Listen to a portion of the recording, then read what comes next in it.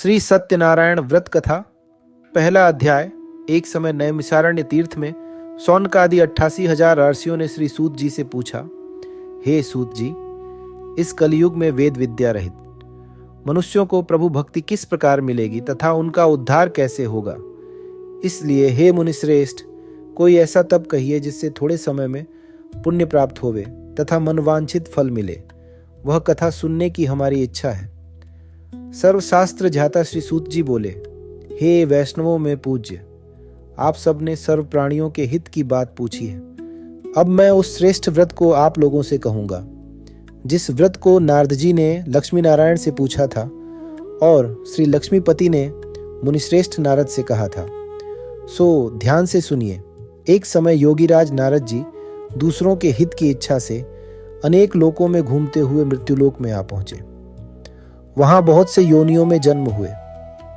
प्रायः सभी मनुष्यों को अपने कर्मों के द्वारा अनेक दुहकों से पीड़ित देखकर सोचा कि किस यत्न के करने से निश्चय ही इनके दुहकों का नाश हो सकेगा। ऐसा मन में सोचकर विष्णुलोक को गए। वहां श्वेत वर्ण और 4 भुजाओं वाले देवों के ईश नारायण को, जिनके नयनों में शरद ऋतु के कमलों के समान शोभा थी तथा वनमाला पहने हुए थे, देखकर स्तुति करने लगे। भगवान, आप अत्यंत शक्तिशाली हैं। मन तथा वाणी भी आपकी सीमा नहीं पा सकती। आपकी आदि मध्य और अंत नहीं है। निर्गुण स्वरूप युक्त होकर भी आप भक्तों के दुखों को नष्ट करने वाले हैं। आपको मेरा नमस्कार है। नारद जी से इस प्रकार की स्तुति सुनकर विष्णु भगवान बोले, हे मुनिश्रेष्ठ, आपके मन में क्या है? आपका यहाँ किस कार्य के लिए आगमन हुआ है? निसंकोच कहिए। तब नारद मुनि बोले, मृत्युलोक में सब मनुष्य जो अनेक योनियों में उत्पन्न हुए हैं, अपने अपने कर्मों के द्वारा अनेक प्रकार के दुखों से दुखी हो रहे हैं। हे नाथ, यदि आप मुझ पर दया रखते हैं तो मुझे वह उपाय बताइए जिससे उन मनुष्यों के सब दुख थोड़े ही प्रयत्न से दूर हो सके। श्री भगवान बोले, हे नारद, तुमने मनुष्यों के हित की बात पूछी है। मैं तुमसे एक ऐसे उत्तम व्रत का वर्णन करता हूं जो स्वर्ग और पृथ्वी लोक में दुर्लभ है। उसके करने से मनुष्य मोह से छूट जाता है। यह श्री सत्यनारायण व्रत है। इसे भक्ति और श्रद्धा के साथ करने से मनुष्य को इस लोक में सुख तथा अंत में मोक्ष की प्राप्ति होती है। श्री भगवान के वचन सुनकर नारद मुनि बोले, हे प्रभु, इस व्रत का फल क्या है? इसकी विधि क्या है? इसे किसने किया था तथा किस दिन यह व्रत करना चाहिए? यह सब विस्तार पूर्वक कहिए। भगवान बोले, दुहक, शोक आदि को दूर करने वाला, धन और धान्य को बढ़ाने वाला, सौभाग्य तथा संतति देने वाला, सब जगह विजय कराने वाला और अंत में मोक्ष देने वाला यह व्रत है। इसे भक्ति और श्रद्धा के साथ पूर्णिमा, संक्रांति अथवा महीने की किसी भी तिथि को भक्ति पूर्वक सायंकाल के समय करना चाहिए तथा अपनी सामर्थ्य के अनुसार बंधु बांधवों के साथ श्री सत्यनारायण भगवान की पूजा और व्रत करना चाहिए। निर्धन मनुष्य धन पाने की इच्छा से, बंधन में पड़ा हुआ मनुष्य बंधन से छूटने के लिए, भयभीत मनुष्य भय से मुक्त होने के लिए तथा संतान की इच्छा वाला संतान पाने के लिए इस श्रेष्ठ व्रत को करे। मनुष्य की कामना अवश्य पूर्ण होती है तथा विशेषकर कलिकाल में यह व्रत शीघ्र फल देने वाला है। जो मनुष्य श्रद्धा पूर्वक इस व्रत को करेंगे उनकी सब कामनाएं पूर्ण होंगी तथा अंत में मोक्ष को प्राप्त होंगे। श्री सत्यनारायण भगवान की जय। श्री लक्ष्मी नारायण भगवान की जय। दूसरा अध्याय। सूत जी बोले, हे ऋषियों, जिसने पहले समय में इस व्रत को किया है उसका इतिहास कहता हूं, ध्यान से सुनो। सुंदर काशीपुरी नगरी में एक अति निर्धन ब्राह्मण रहता था। वह भूख प्यास से बेचैन हुआ नित्य ही पृथ्वी पर घूमता था। ब्राह्मणों से प्रेम करने वाले भगवान ने ब्राह्मण को दुखी देखकर वृद्ध ब्राह्मण का रूप धर उसके पास जा आदर के साथ पूछने लगे, हे विप्र, नित्य दुखी पृथ्वी पर क्यों घूमता है? हे ब्राह्मण, यह सब मुझसे कहो, मैं सुनना चाहता हूं। ब्राह्मण बोला, मैं बहुत निर्धन ब्राह्मण हूं, भिक्षा के लिए पृथ्वी पर फिरता हूं। हे भगवान, यदि आप इसका उपाय जानते हो तो कृपा कर कहो। वृद्ध ब्राह्मण बोला कि श्री सत्यनारायण भगवान मन वांछित फल को देने वाले हैं, इसलिए हे ब्राह्मण, तू उनका पूजन कर, जिसके करने से मनुष्य सब दुखों से मुक्त होता है। ब्राह्मण को व्रत का सारा विधान बतलाकर बूढ़े ब्राह्मण का रूप धारण करने वाले श्री सत्यनारायण भगवान अंतर्ध्यान हो गए। जिस व्रत को वृद्ध ब्राह्मण ने बतलाया है मैं उसका करूंगा, यह निश्चय करके वह रात में नींद भी नहीं आई। वह सवेरे ही उठ श्री सत्यनारायण भगवान के व्रत का निश्चय कर भिक्षा के लिए चला। उस दिन उसको भिक्षा में बहुत धन मिला, जिससे बंधु बांधवों के साथ उसने श्री सत्यनारायण भगवान का व्रत किया। इसके करने से वह ब्राह्मण सब दुखों से छूटकर अनेक प्रकार की संपत्तियों से युक्त हुआ। उस समय से वह हर मास व्रत करने लगा। इस तरह श्री सत्यनारायण भगवान के व्रत को जो करेगा वह सब पापों से छूटकर मोक्ष को प्राप्त होगा। आगे जो पृथ्वी पर सत्यनारायण का व्रत करेगा वह सब दुखों से छूट जाएगा। इस तरह नारद जी ने नारायण का कहा हुआ व्रत तुमसे कहा है। हे विप्रो, मैं अब और क्या कहूँ। आरसी बोलते हैं, मुनिश्रेष्ठ, संसार में इस ब्राह्मण से सुनकर किस किस ने इस व्रत को किया और हम वह सब सुनना चाहते हैं। इसके लिए हमारे मन में श्रद्धा है। सूत जी बोले, हे ब्राह्मण मुनियों, जिस किसी ने इस व्रत को किया है वह सब सुनो। एक समय एक ब्राह्मण धन और ऐश्वर्य के अनुसार बंधु बांधवों के साथ व्रत करने को तैयार हुआ। उसी समय एक लकड़ी बेचने वाला बूढ़ा आदमी आया और बाहर लकड़ियों को रखकर ब्राह्मण के मकान में गया। प्यास से दुखी लकड़हारा उनको व्रत करते देखकर ब्राह्मण को नमस्कार कर कहने लगा कि आप यह क्या कर रहे हैं और इसके करने से क्या फल मिलता है, कृपा कर मुझसे कहो। ब्राह्मण ने कहा, सब मनोकामनाओं को पूरा करने वाला यह श्री सत्यनारायण भगवान का व्रत है। इसकी ही कृपा से मेरे यहाँ धन धान्य आदि की वृद्धि हुई है। ब्राह्मण से इस व्रत के बारे में सारी जानकारी प्राप्त कर लक्कड़हारा बहुत प्रसन्न हुआ। चरणामृत ले और प्रसाद खाने के बाद अपने घर को गया। लक्कड़हारे ने मन में इस प्रकार का संकल्प किया कि आज ग्राम में लकड़ी बेचने से जो धन मिलेगा उसी से श्री सत्यनारायण देव का व्रत करूंगा। उसी समय वह लक्कड़हारा लकड़ियों का गट्ठर लेकर जिस नगर में धनवान लोग रहते थे वहां गया। उस दिन उन लकड़ियों का दाम पहले दिनों से 4 गुना मिला। तब वह बूढ़ा लकड़हारा दाम ले और अति प्रसन्न होकर केले की फली, शक्कर, घृत, दूध, दही, गेहूं का आटा इत्यादि सब श्री सत्यनारायण भगवान के व्रत की सामग्री लेकर अपने घर आया। फिर उसने बंधु बांधवों को बुलाकर श्री सत्यनारायण भगवान का व्रत किया। उस व्रत के प्रभाव से वह लकड़हारा सब दुखों से छूटकर अनेक प्रकार की संपत्तियों से युक्त हुआ और अंत में बैकुंठ लोक को प्राप्त हुआ। इति श्री सत्यनारायण व्रत कथायां द्वितीयोध्याय समाप्त। तीसरा अध्याय। सूत जी बोले, हे श्रेष्ठ मुनियों, अब आगे की कथा कहता हूँ, सुनो। पहले समय में उल्कामुख नाम का एक बुद्धिमान राजा था। वह सत्यवक्ता और जितेंद्रिय था। प्रतिदिन देव स्थानों में जाता तथा गरीबों को धन देकर उनके कष्ट दूर करता था। उसकी पत्नी कमल के समान मुख वाली और सती साध्वी थी। भद्रशिला नदी के तट पर उन दोनों ने श्री सत्यनारायण देव का व्रत किया। उस समय में वहां एक साधु वैश्य आया।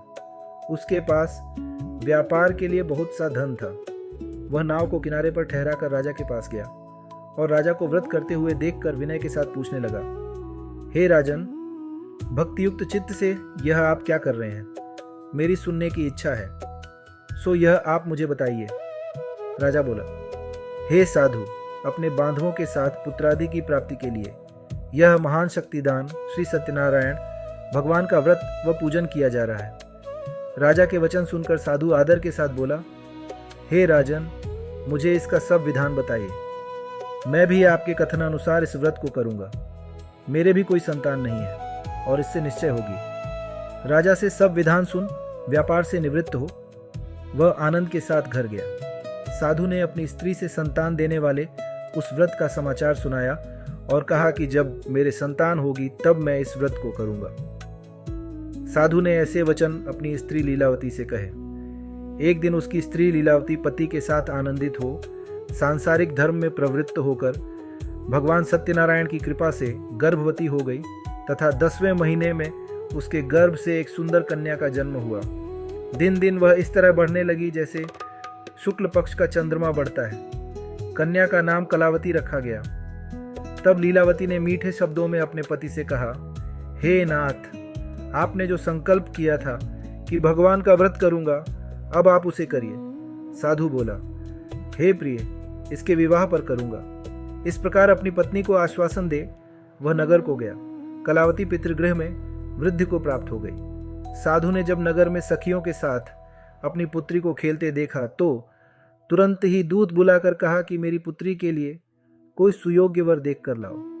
साधु की आज्ञा पाकर दूत कंचन नगर पहुंचा और वहां पर बड़ी खोज और देखभाल कर लड़की के लिए सुयोग्य वणिक पुत्र को ले आया। उस सुयोग्य लड़के को देखकर साधु ने अपने बंधु बांधवों सहित प्रसन्नचित अपनी पुत्री का विवाह उसके साथ कर दिया, किंतु दुर्भाग्य से विवाह के समय भी उस व्रत को करना भूल गया। तब श्री भगवान क्रोधित हो गए और शाप दिया कि तुम्हें दारुण दुहक प्राप्त होगा।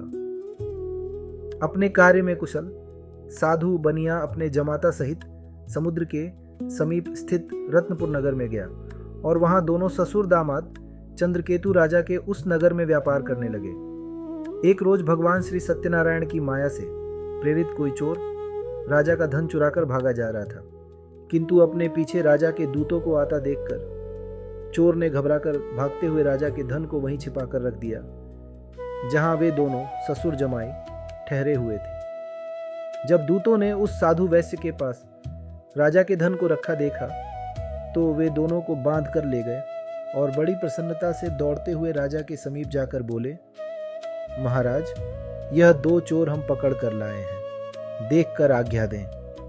तब राजा की आज्ञा से उनको कठिन कारावास में डाल दिया गया और उनका सारा धन छीन लिया गया। श्री सत्यनारायण भगवान के शाप द्वारा उनकी पत्नी भी घर पर बहुत दुखी हुई और घर पर जो धन रखा था उसे चोर चुरा कर ले गए। शारीरिक व मानसिक पीड़ा तथा भूख प्यास से अति दुखित हो अन्न की चिंता में कलावती एक ब्राह्मण के घर गई। वहां उसने श्री सत्यनारायण भगवान का व्रत होते देखा, फिर कथा सुनी तथा प्रसाद ग्रहण कर रात्रि को घर आई। माता ने कलावती से कहा, हे पुत्री, अब तक कहाँ रही, वह तेरे मन में क्या है? कलावती बोली, हे माता, मैं एक ब्राह्मण के घर श्री सत्यनारायण भगवान का व्रत देखा है। कन्या के वचन सुनकर लीलावती भगवान के पूजन की तैयारी करने लगी। लीलावती ने परिवार और बंधुओं सहित श्री सत्यनारायण भगवान का पूजन किया और यह वर मांगा कि मेरे पति और दामाद शीघ्र ही आ जावें। साथ ही प्रार्थना की कि हम सबका अपराध क्षमा करो। श्री सत्यनारायण भगवान इस व्रत से संतुष्ट हो गए और राजा चंद्रकेतु को स्वप्न में दिखाई दिए और कहा, हे राजन, दोनों वैश्य प्रातः ही छोड़ दो और उनका सब धन जो तुमने ग्रहण किया है दे दो, नहीं तो तेरा धन, राज्य, पुत्र आदि सब नष्ट कर दूंगा। राजा से ऐसा वचन कहकर भगवान अंतर ध्यान हो गए। प्रातःकाल राजा चंद्रकेतु ने सभा में अपना स्वप्न सुनाया, फिर दोनों वणिक पुत्रों को कैद से मुक्त कर सभा में बुलाया। दोनों ने आते ही राजा को नमस्कार किया।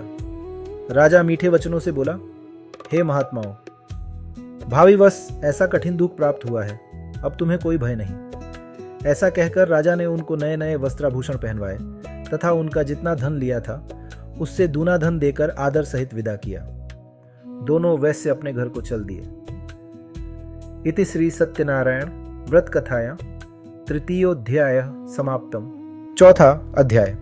सूत जी बोले, वैश्य ने मंगलाचार करके यात्रा आरंभ की और अपने नगर को चला।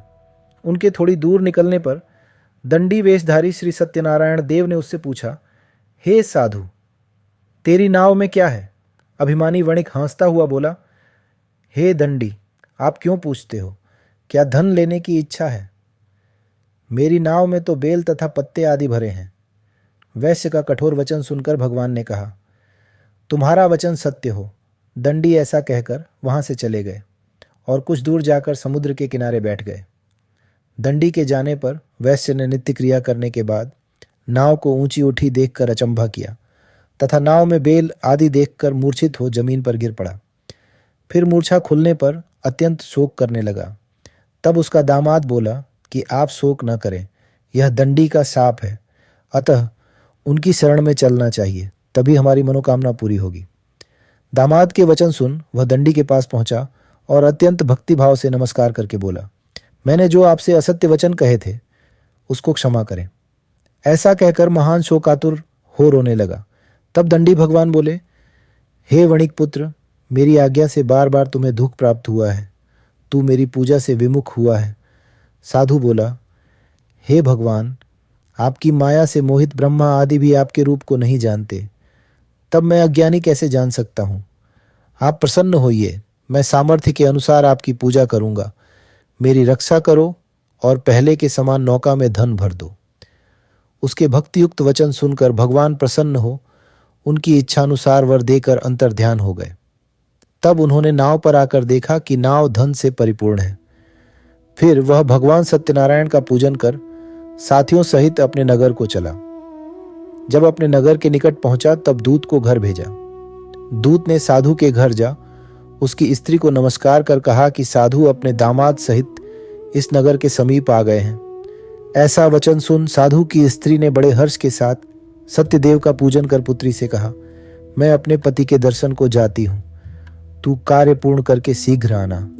माता के ऐसे वचन सुनकर कलावती प्रसाद छोड़ पति के पास गई। प्रसाद की अवज्ञा के कारण सत्यदेव ने रुष्ट हो उसके पति को नाव सहित पानी में डुबा दिया। कलावती अपने पति को न देखकर रोती हुई जमीन पर गिर गई। इस तरह नौका को डूबा हुआ तथा कन्या को रोता देख साधु दुखित हो बोला, हे प्रभु, मुझसे या मेरे परिवार से जो भूल हुई है उसे क्षमा करो। उसके दीन वचन सुनकर सत्यदेव प्रसन्न हो गए और आकाशवाणी हुई, हे साधु, तेरी कन्या मेरे प्रसाद को छोड़कर आई है, इसलिए इसका पति अदृश्य हुआ है। यदि वह घर जाकर प्रसाद खाकर लौटे तो इसे पति अवश्य मिलेगा। ऐसी आकाशवाणी सुनकर कलावती ने घर पहुंचकर प्रसाद खाया। फिर उसने आकर पति के दर्शन किए। फिर साधु ने बंधु बांधवों सहित सत्यदेव का विधिपूर्वक पूजन किया। उस दिन से वह हर पूर्णिमा को सत्यनारायण का पूजन करने लगा। फिर इस लोक का सुख भोग कर अंत में स्वर्गलोक गया। इति श्री सत्यनारायण व्रत कथायां चतुर्थोऽध्यायः समाप्तम। 5वां अध्याय। सूत जी बोले, हे ऋषियों, मैं और भी कथा कहता हूं, सुनो। प्रजापालन में लीन तुंगध्वज नाम का एक राजा था। उसने भी भगवान का प्रसाद त्याग कर बहुत दुख पाया। एक समय वन में जाकर वन्य पशुओं को मारकर बड़ के पेड़ के नीचे आया। वहां उसने ग्वालों को भक्तिभाव से बंधुओं सहित श्री सत्यनारायण जी की पूजन करते देखा। राजा देखकर भी अभिमानवश वहां नहीं गया और न नमस्कार ही किया। जब ग्वालों ने भगवान का प्रसाद उसके सामने रखा तो वह प्रसाद को त्याग कर अपनी सुंदर नगरी को चला गया। वहां उसने अपना सब कुछ नष्ट पाया तो वह जान गया कि यह सब कुछ भगवान ने किया है। तब वह विश्वास कर ग्वालों के समीप गया और विधिपूर्वक पूजन कर प्रसाद खाया तो सत्यदेव की कृपा से पहले जैसा था सब वैसा ही हो गया। फिर दीर्घ काल तक सुख भोग कर मरने पर स्वर्गलोक को गया। जो मनुष्य इस परम दुर्लभ व्रत को करेगा, भगवान की कृपा से उसे धन धान्य की प्राप्ति होगी। निर्धन धनी हो और बंदी बंधन से मुक्त होकर निर्भय हो जाता है। संतानहीनों को संतान प्राप्त होती है तथा सब मनोरथ पूर्ण होकर अंत में वैकुंठ धाम को जाता है। जिन्होंने पहले इस व्रत को किया है, अब उनके दूसरे जन्म की कथा कहता हूं। वृद्ध शतानंद ब्राह्मण ने सुदामा का जन्म लेकर मोक्ष को पाया। उल्कामुख नाम का राजा दशरथ होकर वैकुंठ को प्राप्त हुआ। साधु नाम के वैश्य ने मोरध्वज बनकर अपने पुत्र को आर्य से चीर कर मोक्षों को प्राप्त किया। महाराज तुंगध्वज ने स्वयंभू होकर भगवान में भक्ति युक्त हो कर्म कर मोक्ष प्राप्त की।